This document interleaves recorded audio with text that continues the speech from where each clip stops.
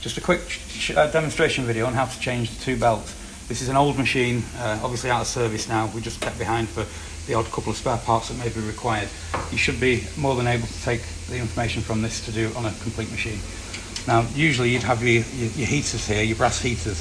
If you turn these, they will just lift up ever so slightly because there's a couple of bumps underneath, and that just lifts up your jaws to give yourself a bit of a gap to take the belt in and out.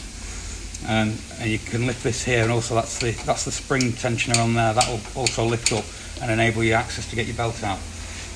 What holds the belt on is held on with a spring, so if you push this here, you can either get a screwdriver or you just use your thumb or something to push it in, and that takes the pressure off. So you would now take your belt off.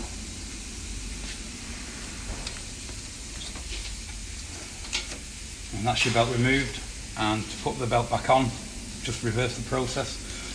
Put your belt on here, over the top, lift that up, get it inside there.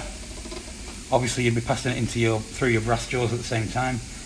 And then over to this end, again we're just pushing that in,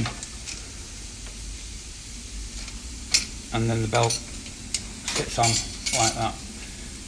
If you have a tracking issue where the belt is wandering one way or the other, there's this device here. This is a hinge type of device, and you use these two screws, which they work against each other, and you either move that in or out, and that will slightly move your belt one way or the other. So to show you this going in, if I undo that screw and then screw that one in, it will allow it to go in there. You only do it enough until your belt is centralised, and once you found that position that it's centralised, you lock them off so that they're both pushing against each other, and that locks into position, and that's all tracked up.